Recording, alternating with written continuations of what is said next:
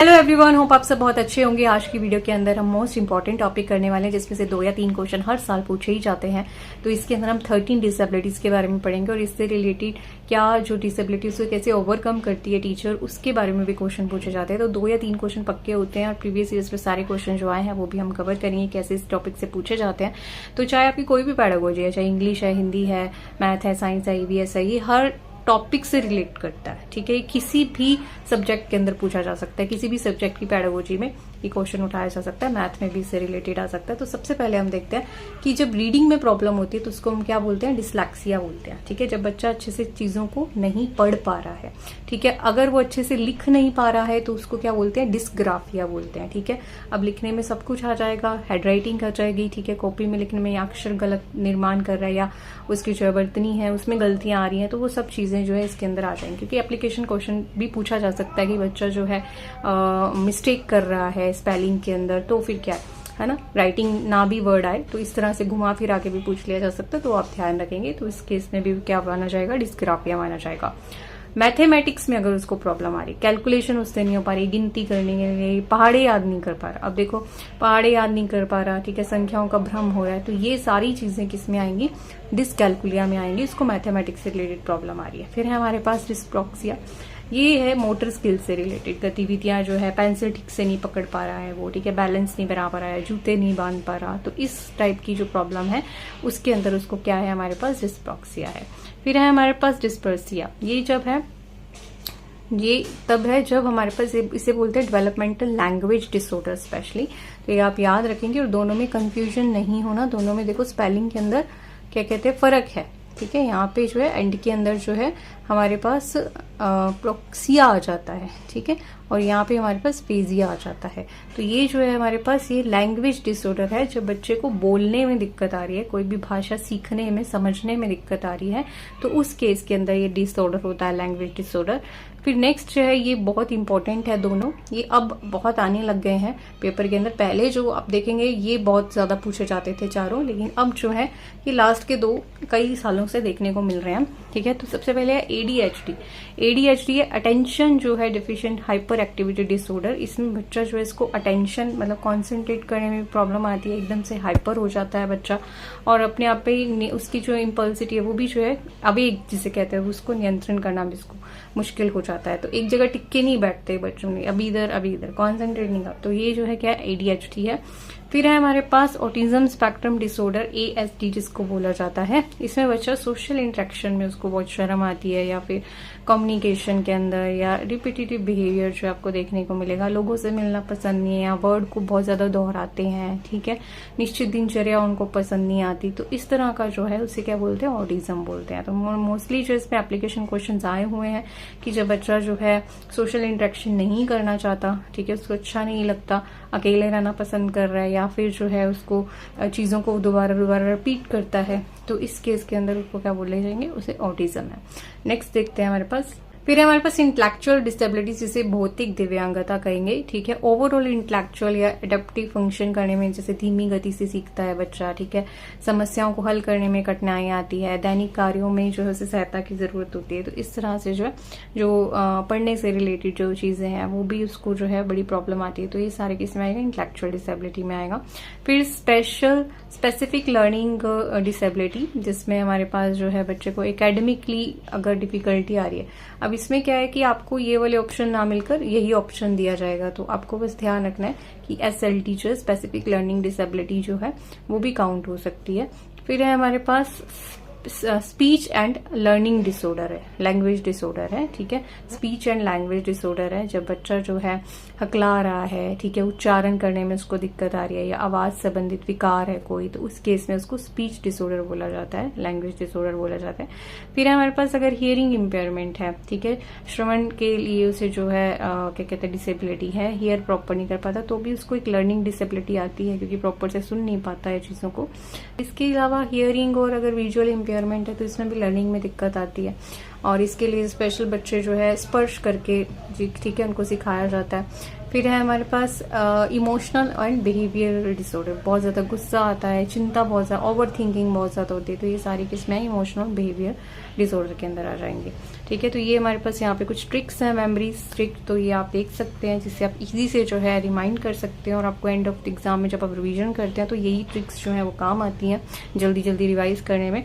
तो फोकस करने में क्या चीज़ प्रॉब्लम आती है, अगर फोकस करने में किसी को दिक्कत है तो क्या है, उसको गेस करेंगे, तो है हमारे पास ADHD। तो अगर लर्निंग डिसेबिलिटी को टीचर ओवरकम करना चाहती तो कैसे करेगी, तो सबसे पहले हमारे पास है समस्या को शीघ्र पहचान लेना, आइडेंटिफाई करना डिफिकल्टीज को अर्ली एज के अंदर, वो बहुत जरूरी है। बाद में जाके क्या होता है, वो बड़ी क्लास में हो जाता है तो उसको खुद भी शाइनेस फील होती है, और उस क्लास में जाके थोड़ा बड़ा होने के बाद चीज़ों को सॉल्व करना थोड़ा ज़्यादा प्रॉब्लमेटिक हो जाता है। इसलिए अर्ली एज में डिफिकल्टीज को कैच करना आना चाहिए। फिर किसी से तुलना नहीं करनी है, कंपेयर नहीं करना, लेबल नहीं लगाना। ठीक है, ये बारी सारे क्वेश्चन आए हुए हैं प्रीवियस ईयर्स के अंदर। ठीक है, use multi sensory teaching methods, इसके अलावा डायग्नोज करना, फीडबैक देना, क्लियर सिंपल इंस्ट्रक्शंस देना। ठीक है, प्रोवाइड एक्स्ट्रा टाइम अगर बच्चे को जरूरत है, break task into small steps. ठीक है, फिर है हमारे पास use positive reinforcement and praise करना, प्रिपेयर इंडिविजुअलाइज्ड एजुकेशन प्लान, बच्चे को जो है आवश्यकता अनुसार व्यक्तिगत शिक्षण योजना जो है उसको प्रदान करना, work with parents and special educator, सबसे मिलकर कार्य करना, और create inclusive and supportive classroom. ठीक है, इसके अलावा जैसे मैंने कहा कि डायग्नोज करना, फीडबैक देना, ये सारे अनदर वर्ड्स हैं जो कि हम इसमें यूज कर चुके हैं, लेकिन उस वर्ड से भी जो है क्वेश्चन आ सकता है, तो वो भी बहुत इंपॉर्टेंट है। बच्चे को फैसिलिटेट करना, ठीक है, तो ये सारी चीजें भी इसमें इंक्लूडेड हो जाती हैं। और लेकिन इससे रिलेटेड भी बहुत सारे क्वेश्चन जो है आए हुए हैं, और हर साल जो है मिलते ही मिलते हैं। जैसे आप यहाँ पे मेमोरी टिक में भी कर सकते हैं, identification, no labelling, simple instruction, small steps, ठीक है, एक्स्ट्रा टाइम देना, पेरेंट्स, एजुकेटर, और पॉजिटिव सपोर्ट देना बच्चे को। ठीक है, और उसको प्रेज भी करना, या इंडिविजुअलाइज एजुकेशन प्लान देना। अब है हमारे पास इससे रिलेटेड कुछ क्वेश्चन प्रीवियस ईयर्स के जो कि बहुत इंपॉर्टेंट है। तो सबसे पहला क्वेश्चन अगर आप देखेंगे, ये हमारे पास CTET दिसंबर 2021 में और जनवरी 2022 में भी क्वेश्चन आया हुआ है कि एक चाइल्ड है वो face difficulty in reading fluently, ठीक है, और उसको रिवर्सिंग लेटर या कंफ्यूजिंग हो रहा है सिमिलर लुकिंग वर्ड्स के अंदर, लाइक कि सा को वो वर्ड्स पढ़ रहा है। तो इस तरह की जो प्रॉब्लम है उसको आप क्या बोलेंगे, डिसकैल्कुलिया, डिसलेक्सिया, डिस्ग्राफिया, या फिर ऑटिज्म स्पेक्ट्रम डिसऑर्डर बोलेंगे। तो हमने अभी पढ़ा है कि जब बच्चा पढ़ने में दिक्कत आ रही है उसको, तो हम उसको क्या बोलते हैं, डिसलेक्सिया। ऑप्शन नंबर 20 का राइट आंसर होगा। फिर है विच of the following is a primary characteristic of A children with the dyslexia. तो अगर बच्चे को डिसलेक्सिया, तो प्राइमरी, अगर ये कब आया हुआ है, CTET जुलाई 2019 में पूछा गया है। तो बच्चे को सिंपल हमें पता है क्या प्रॉब्लम होती है, मतलब मोटर स्किल्स की होती है, या फिर बच्चा जो है कोई हायर उसकी एबिलिटी नहीं होती, या फिर इंटेंशन डिसऑर्डर है, या फिर उसको इनएबिलिटी है टू रीड फ्लुएंटली। तो हमें अभी पढ़ा ही है हमने, डिसलेक्सिया है तो उसको रीडिंग में प्रॉब्लम है। Option number B right answer है। फिर है हमारे पास dysgraphia is primarily associated with which difficulties, ये भी दिसंबर 2002 में एक डिफरेंट सेट के अंदर पूछा गया होगा। तो ये जो है डिस्ग्राफिया से हमें पता है कि किस में प्रॉब्लम आती है, कैलकुलेशन, या सॉरी ग्राफिया है तो मतलब लिखने में, राइटिंग में दिक्कत आ रही है। ओके, अगर कैलकुलेशन में दिक्कत है तो फिर क्या है हमारे पास, गैस करेंगे, डिसकैल्कुलिया। यस, क्वेश्चन नंबर 4 हमारे पास, to accumulate student with the dysgraphia, अगर एक बच्चा जिसको डिसग्राफिया है, मतलब लिखने में दिक्कत आ रही है, तो इसमें क्या मॉडिफिकेशन बहुत इफेक्टिव रहेगी, इंक्रीज कर देना उसका amount of return homework, allowing the use of audio recorders और speech text software, giving less time to finish the written exam, strictly grading spelling and handwriting। तो बाकी अगर आप 3 देखें कि कम समय में उसको करना है, तो हो सकता है वो ज्यादा मिस्टेक कर दे, ज्यादा आप दे देंगे होमवर्क, तो वो भी एक राइट सोल्यूशन नहीं है। लेकिन अगर आप असिस्टिव जो टेक्नोलॉजी है, असिस्टिव टेक्नोलॉजी मतलब जब आप जो है ऑडियो उसका यूज कर रहे हो या स्पीच थेरेपीज का यूज कर रहे हो, तो वो जो है एक बेटर वे होता है बच्चे की प्रॉब्लम को सोल्व करने का। तो ऑप्शन नंबर B इसका राइट आंसर होगा। फिर हमारे पास dyscalculia is directly associated with difficulty in, तो इसका आंसर आप कमेंट बॉक्स में लिख सकते हैं।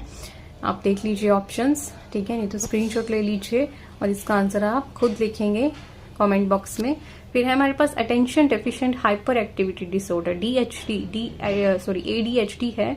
तो क्या होता है बच्चे में अगर उसको ADHD है तो उसको जो है high level of impulse control या सस्टेन्ड अटेंशन में दिक्कत आ रही है, या फिर इम्पल्सिविटी या रेस्टलेसनेस बहुत होती है, या फिर उससे एक्सेप्शनल रीडिंग स्पीड, या फिर complete silence and lack of physical movement.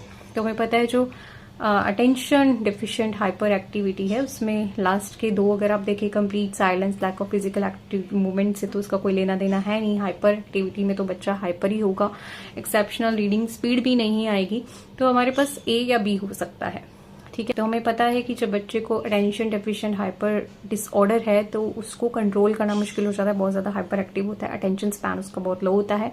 तो अगर आप देखें तो कौन सा रिलेट कर रहा है, C और D तो बिल्कुल भी नहीं है, और B और A में कंफ्यूजन है। तो A में तो उसने बोला है कि ये सब चीजें जो है उसको प्रॉब्लम नहीं है, मतलब वो कंट्रोल कर पा रहा है उन चीजों को। लेकिन यहाँ पे जो है इन इंटेंशन मतलब उसके अटेंशन स्पैन बहुत कम है, इम्पल्सिव है, बहुत ज्यादा हाइपर हो जाता है, और फिजिकल जो है रेस्टलेसनेस को फील करता है। तो ऑप्शन नंबर B जो है इसका राइट आंसर होगा, और ये सीटेड जैन 2024 का क्वेश्चन है। नेक्स्ट देखते हैं, a student in your class face difficulty in fine motor development like trying, shoe laces नहीं आ रहे हैं, बटनिंग नहीं कर रहा, मतलब शर्ट को के बटन्स जो है वो नहीं लगा पा रहा, पेंसिल होल्ड नहीं कर पा रहा। तो ये सारी चीजें क्या दर्शाती हैं, जब उसको मोटर स्किल्स की प्रॉब्लम है, मूवमेंट करने में दिक्कत आती है। तो आप उससे क्या समझते हैं कि उसे डिस्प्रैक्सिया है, डिस्कैल्कुलिया है, डिसलेक्सिया है, या फिर उसे जो है अफिजिया है। तो हमने इसको पढ़ा था कि जब उसको मोटर प्रॉब्लम्स हैं तो इट मीन्स उसको क्या होगा, A और C में कंफ्यूजन थी, लेकिन उस कंफ्यूजन को हमने दूर किया था लास्ट की स्पेलिंग्स को देखकर। तो ऑप्शन नंबर A इसका राइट आंसर होगा, जो डिस्प्रेक्सिया जो है वो बच्चे नहीं। तो आप वो टेबल जो है वो देख सकते हैं एक बार। इससे हमारे पास जो क्वेश्चन है वो जैन 2013 में पूछा गया है, तो 2023 में पूछा गया है, sorry. A key characteristics of a child with autism spectrum disorder is strong verbal communication skill, preference rapid change in daily routine, उसका रिपीटिव बिहेवियर होगा, और डिफिकल्टी इन सोशल इंटरेक्शन, और exceptional reading fluency at the early age. तो इसका answer भी आप मुझे comment box में लिख के देंगे। What is the answer of 8th का क्या आंसर होगा जब किसी बच्चे को ऑटिज्म है। ओके, नेक्स्ट देखते हैं, which of the following is the most effective initial step a teacher should take when dealing with a child suspected having the learning disability. Label कर देना, ठीक है, कि भाई सो दैट टीचर खुद अवेयर रहे कि भैया ये बच्चा तो लो ही है। उसके बाद identify specific learning difficulties early and observe pattern, ठीक है। इमीडिएटली ट्रांसफर करना बच्चे को एक स्पेशल स्कूल में, इग्नोर करना उसकी डिफिकल्टीज को। तो हमने पढ़ा ही है ऑप्शंस के अंदर कि आइडेंटिफाई कर लेना अर्ली एज के अंदर। ऑप्शन नंबर 20 का राइट आंसर होगा। In an inclusive classroom teacher should avoid, क्या अवॉइड करना चाहिए। अगस्त 2023 में क्वेश्चन आया है, using multi sensory materials, labeling and comparing children, और providing extra time for assignment, और individualized education plan। तो बाकी तीन जो है वो सही है, क्योंकि हमें इसमें बताना है कि क्या अवॉइड करना चाहिए। तो ऑफ कोर्स बच्चे को कंपेयर नहीं करना चाहिए, लेबल नहीं करना चाहिए दूसरे बच्चों के साथ। फिर हमारे पास नेक्स्ट है, to facilitate learning for a child with the dysgraphia और ADHD a teacher should give long और complex multi step instruction at once, break tasks into small and manageable steps, grade handwriting harshly to encourage improvement, reduce exam duration to build speed। ठीक है, आपको क्या लगता है, to facilitate learning for a child with the dysgraphia या ADHD teacher को क्या step इसमें से लेना चाहिए। अगर आपने लास्ट स्लाइड बहुत अच्छे से समझी है कि टीचर्स का क्या वर्क रहता है, तो उसमें हमने ऑप्शन पढ़ा था कि बड़े काम को छोटी छोटी चीजों में ब्रेक कर देना ताकि बच्चा एक मैनेजेबल स्टेप ले सके। तो B ऑप्शन इसका राइट आंसर होगा।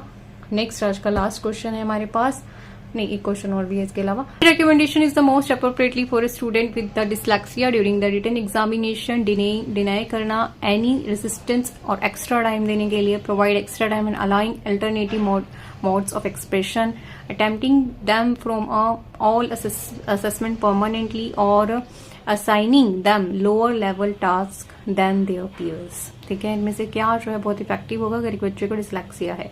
तो ओबियसली हमें उसको क्या देना चाहिए, टाइम देना चाहिए, और यहाँ पे different alternative mode of express करने के लिए देने चाहिए। Option number B right answer होगा। लास्ट क्वेश्चन, इसका आंसर आप खुद लिखेंगे कमेंट बॉक्स में। Effective inclusion of children with special need require अगर जो इफेक्टिव आपको इंक्लूजन चाहिए तो बच्चे को स्पेशल नीड के लिए क्या रिक्वायर है, डिपेंडेंस और traditional lecture method, isolation of special needs children from regular pairs, या फिर कोलैबोरेशन करना between teacher, parent and social educators, या हाई स्टैक कॉम्पिटिटिव एग्जाम रख देना बच्चों के लिए।